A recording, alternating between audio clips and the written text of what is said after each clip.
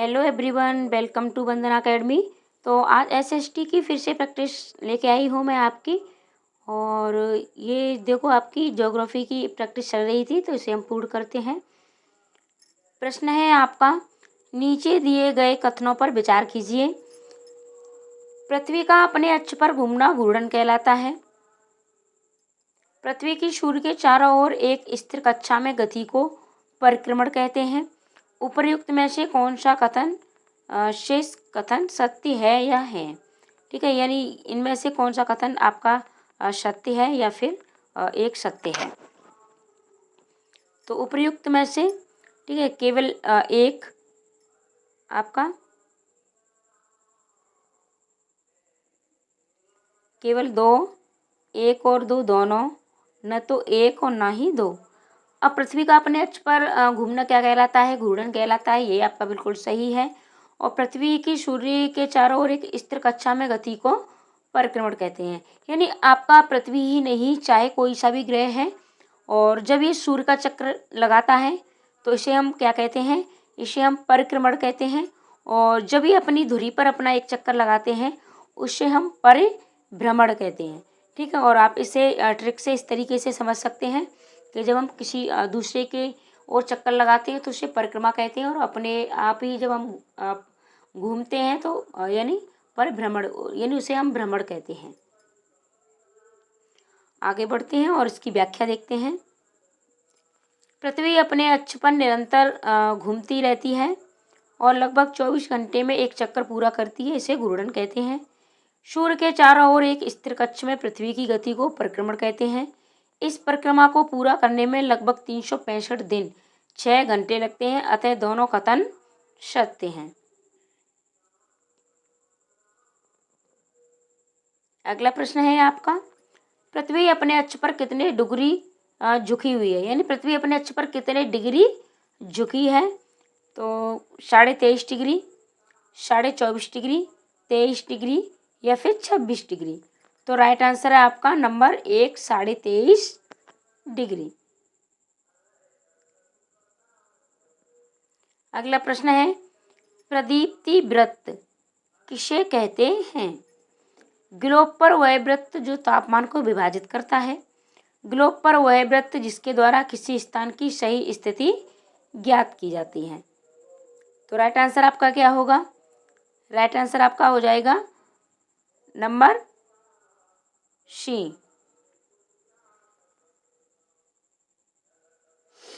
पृथ्वी सूर्य से प्रकाश प्राप्त करती है। पृथ्वी का आकार गोले के समान है, इसलिए एक समय में सिर्फ इसके आधे भाग पर ही रोशनी प्राप्त होती है।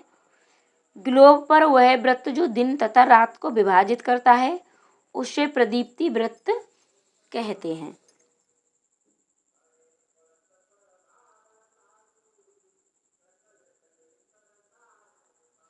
अगला प्रश्न है, निम्नलिखित में से कौन सा ऋतुओं में परिवर्तन का कारण है?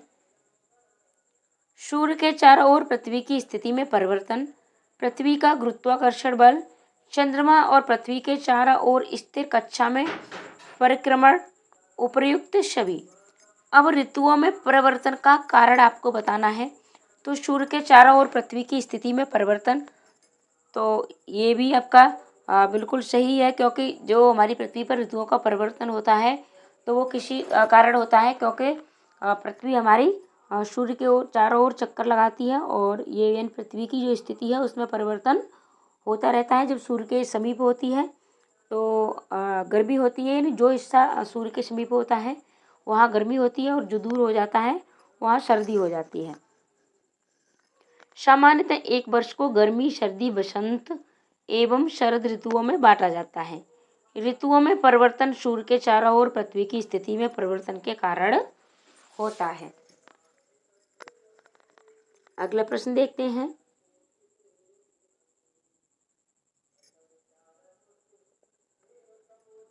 इक्कीस जून को पृथ्वी का उत्तरी गोलार्ध सूर्य की तरफ झुका होता है। सूर्य की किरणें कर्क रेखा पर सीधी पड़ती हैं। इसके परिणाम स्वरूप अधिक ऊष्मा प्राप्त होती है। इन क्षेत्रों में सबसे लंबा दिन तथा सबसे छोटी रातें होती हैं। पृथ्वी की इस अवस्था को क्या कहते हैं? अब 21 जून, ठीक है, ये आपको याद रखना है। और उत्तरी गोलार्ध में सूर्य की तरफ झुकाव होता है, ठीक है, पृथ्वी का उत्तरी गोलार्ध। और सूर्य की किरणें कर्क रेखा पर, जैसे ये हमारी पृथ्वी है, मैंने ये आपको पहले भी बता दिया था।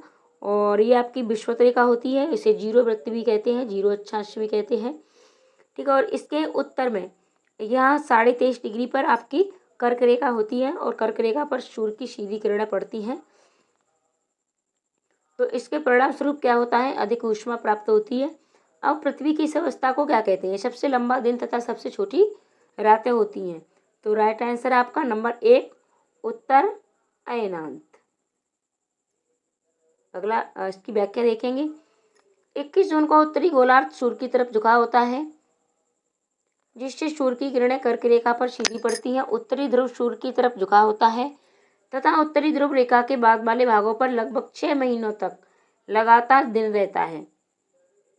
अगर आप इस प्रैक्टिस को देखोगे तो आपको NCERT पढ़ने की ज़रूरत नहीं होगी, क्योंकि इसमें आपकी प्रैक्टिस भी होती है और प्लस आपको NCERT की व्याख्या भी मिलती है। चूँकि उत्तरी गोलार्ध बहुत बड़े भाग में सूर्य की रोशनी प्राप्त होती है, इसलिए विषुवत वृत्त के उत्तरी भाग में गर्मी का मौसम होता है एवं दक्षिणी भाग में सर्दी का मौसम। पृथ्वी की इस अवस्था को उत्तर अयनांत कहते हैं। अगला प्रश्न है आपका, दक्षिण अयनांत के संदर्भ में नीचे दिए गए कथनों पर विचार कीजिए। दक्षिणी ध्रुव सूर्य की ओर झुका होता है, सूर्य की किरणें मकर रेखा पर सीधी पड़ती हैं। दक्षिणी गोलार्ध पर छोटे दिन एवं लंबी रातों वाली ऋतुएं होती हैं। उपर्युक्त में से कौन सा से कथन सत्य है या है, ठीक है।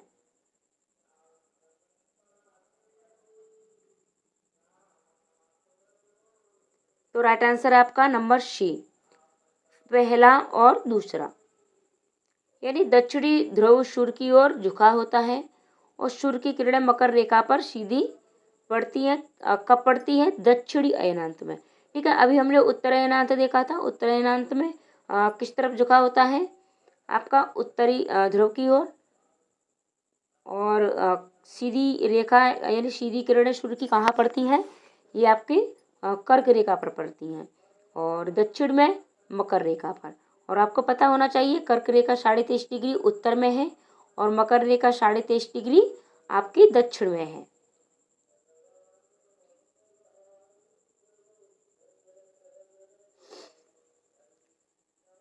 व्याख्या देखते हैं।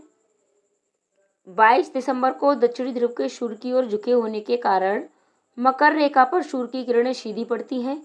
चूंकि सूर्य की किरणें मकर रेखा पर लंबवत पड़ती हैं, इसलिए दक्षिणी गोलार्ध के बहुत बड़े भाग में प्रकाश प्राप्त होता है। इसलिए दक्षिणी गोलार्ध में लंबे दिन तथा छोटी रातों वाली ग्रीष्म ऋतु होती है। पृथ्वी की इस अवस्था को दक्षिणायनांत कहा जाता है।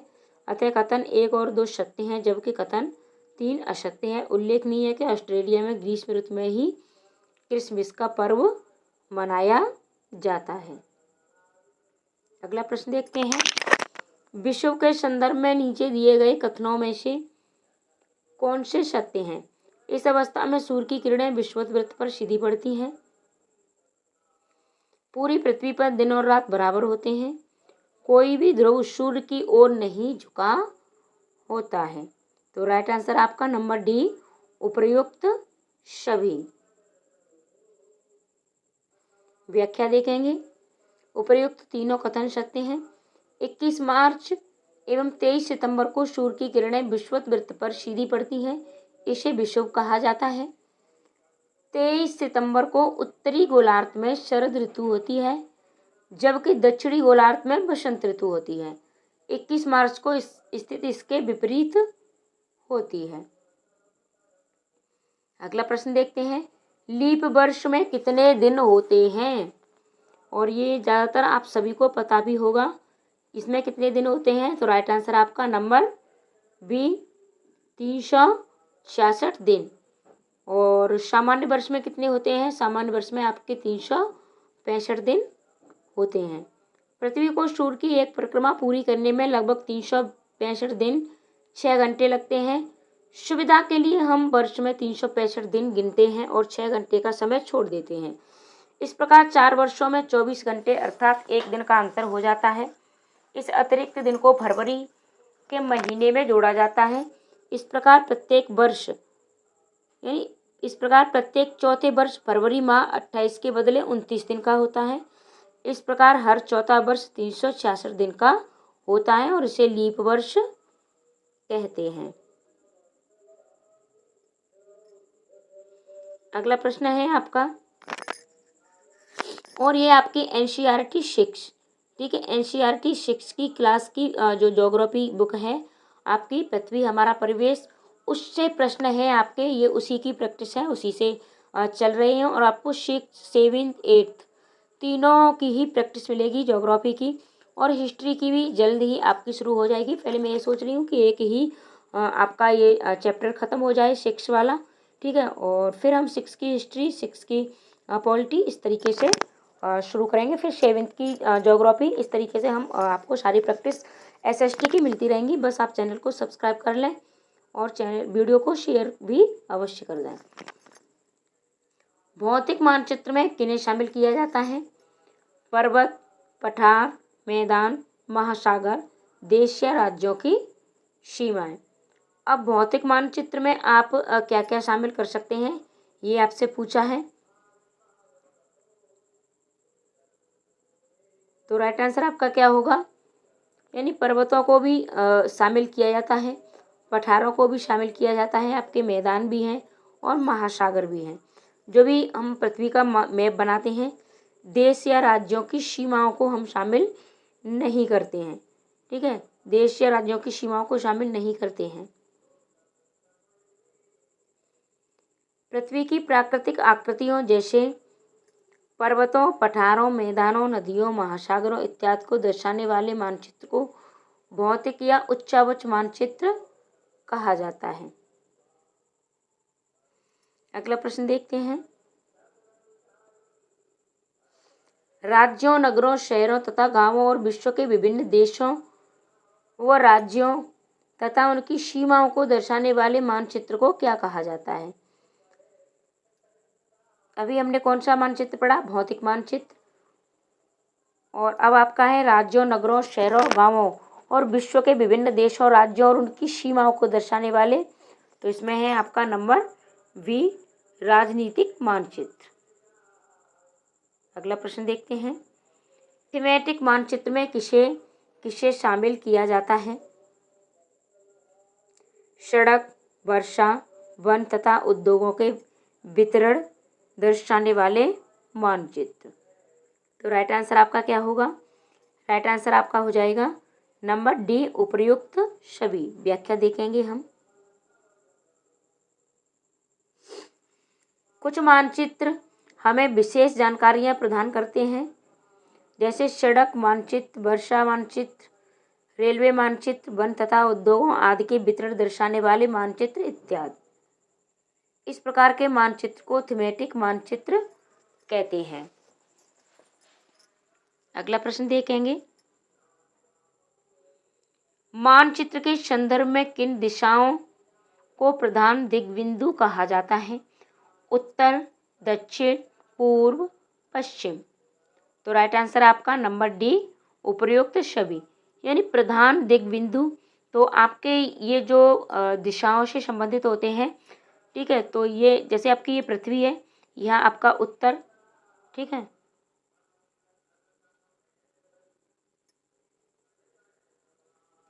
जैसे ये आपकी पृथ्वी है और यहाँ आपका उत्तर और ये दक्षिण, ये आपका पूर्व और ये आपका पश्चिम, तो ये प्रधान दिग्बिंदु इन चारों को कहा जाता है।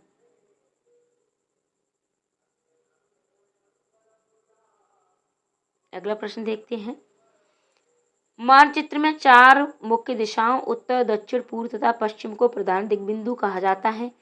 बीच की 4 दिशाएं उत्तर पूर्व, दक्षिण पश्चिम तथा उत्तर पश्चिम है। इन बीच वाली दिशाओं की मदद से किसी भी स्थान की सही स्थिति का पता लगाया जा सकता है।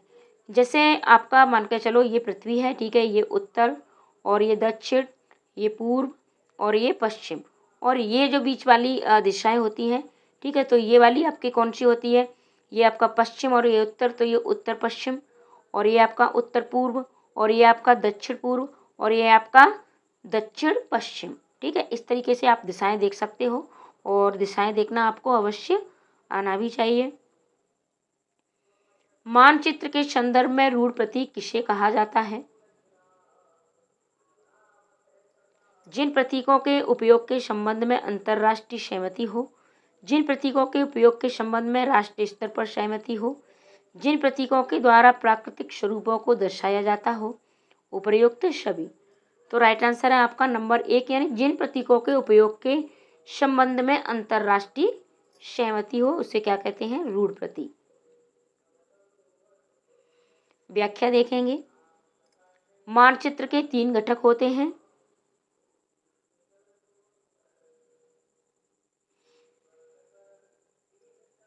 दिशा, दूरी और प्रतीक। प्रतीक मानचित्र का तीसरा प्रमुख घटक है। प्रतीकों के इस्तेमाल के द्वारा मानचित्र को आसानी से खींचा जा सकता है तथा इनका अध्ययन करना आसान होता है। मानचित्रों की एक विश्वव्यापी भाषा होती है। प्रतीकों के उपयोग के संबंध में एक अंतर्राष्ट्रीय सहमति है। इन्हें रूढ़ प्रतीक कहा जाता है। किसी भी मानचित्र पर वास्तविक आकार एवं प्रकार में विभिन्न आकृतियाँ जैसे भवनों, सड़कों, पुलों, वृक्षों, रेल की पटरियों या कुएं को दिखाना संभव नहीं होता है। इसलिए वे निश्चित अक्षरों, छायाओं, रंगों, चित्रों तथा रेखाओं का उपयोग करके दर्शाए जाते हैं। ये प्रतीक कम स्थान में अधिक जानकारी देते हैं।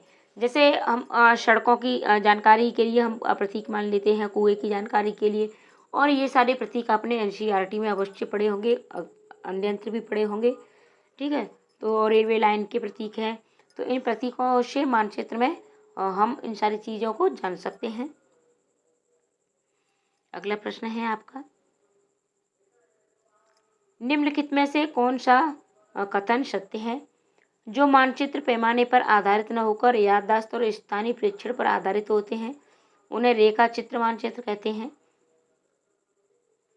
एक छोटे क्षेत्र का बड़े पैमाने पर खींचा गया रेखा चित्र खाका कहलाता है। तो राइट आंसर आपका क्या होगा? केवल 1, केवल 2, 1 और 2 दोनों। तो राइट आंसर आपका 1 और 2 दोनों, यानी दोनों ही आपके सही है। व्याख्या देखेंगे हम।